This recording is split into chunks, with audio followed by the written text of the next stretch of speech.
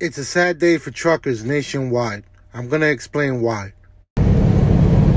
Hello, how you doing? Ladies and gentlemen, good evening. It's actually nighttime. I'm over here driving, so I'm making this video because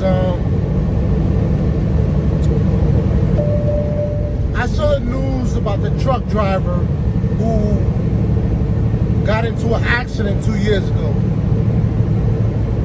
He got sentenced. Now I got some mixed feelings about him being sentenced. And I'm gonna do some research too. I just haven't had time. But I wanna draw up some numbers and make some comparisons. Because the way the United States is treating truck drivers nowadays, they're gonna destroy the supply chain in this country. And I'm gonna explain why. I'm pretty sure, more than likely, if you know anything about trucking, or you're in the industry, or you sell trucks, whatever you do, I'm pretty sure you know there's a shortage of truck drivers in the United States. It's not an easy job. I can tell you firsthand. Why is it not easy? There's a lot of sacrifices that come with being a truck driver. You're away from your family, you're alone, you're gone for a long time. A lot of people don't want to deal with that. A lot of people can't deal with that. Some of us do it for whatever the reason, whether it's a monetary issue, or maybe this specific driver doesn't have any family and he's like, I might as well go over the road. Everybody's case is different. Everybody's story is different. Now, to the story at hand, which is the truck driver that was sentenced to 110 years for an accident. That's something to look at. That's something that we got to sit down and analyze.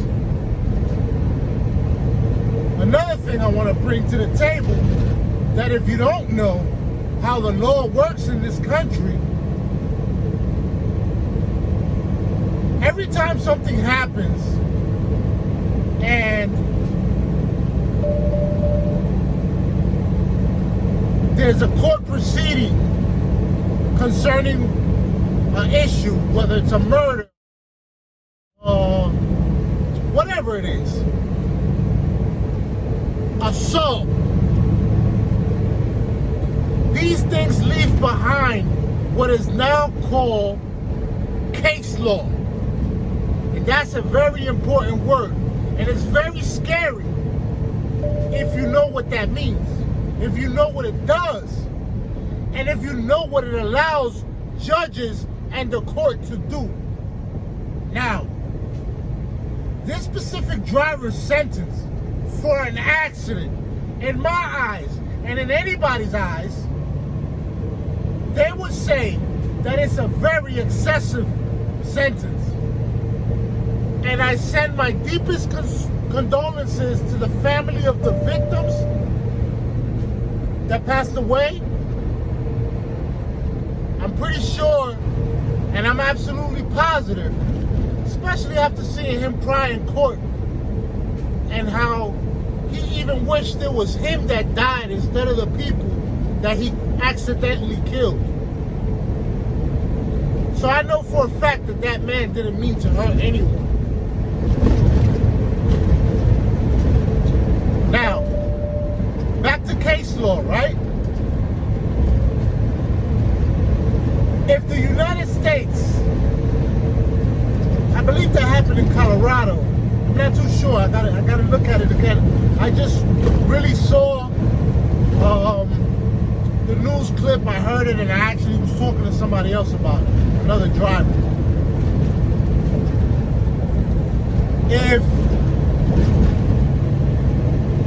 we have case law now working against truck drivers, that if for whatever reason you commit an accident and you hurt someone involuntarily, and you could get 110 years. That's insane. Why would anybody want to be a truck driver? Why? It doesn't make any sense. We already get very minimal time with our family. The pay for a truck driver depends on who's working for who and how your situation is. If you're an owner-operator, you might be making some decent money. If you're a company driver with a little bit of experience, you might be making some decent money. But at the end of the day, we know what goes on in this country. We get killed with taxes regardless. So, no matter how much money you make, how well it is, there's a lot of sacrifices that come with this job. And the fact of the matter is, if this job is not done, the United States is crippled. It doesn't work. Somebody got to distribute these products that people buy and sell on a daily. Most products come from other countries or get manufactured in other countries, so they originally come by boat. But a boat can't go to Colorado. A truck driver goes there. A boat, once it gets dropped off in the Baltimore port or Jersey or California, needs to be scattered around the rest of the country. And truck drivers do that. We're getting slammed with regulation. We got police officers destroying people's licenses. Keep left to I-270. Like we're not out here working. It's out of control. I feel like something needs to be done. This message needs to be spread out between other drivers. Joe Biden should listen to this and figure out what we're going to do to stabilize the trucking industry. Fuel prices is out of control. Diesel is out of control. I guess Tesla could be our savior if he drops this battery-powered truck. But besides that, it's not looking too good. Be in the second lane from the left. The numbers are not favorable with artificial intelligence and this technology of self-driving trucks, which we're not even sure when it's going to be unveiled.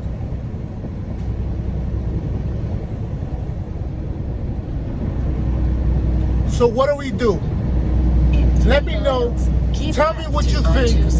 Comment below. What do you think should be done? And what can we do about this truck driver who's a young kid, may I add? He's probably like, I don't even think he's 30 years old. They got sentenced to 110 years. Once again, I apologize to the families, but something needs to be done. Because truck drivers in this country are getting the short end of the stick, and we perform a very important and essential job in this country. Thank you for your time. Please comment below. Let me know what you think we should do, what should be done. Thank you very much for your time.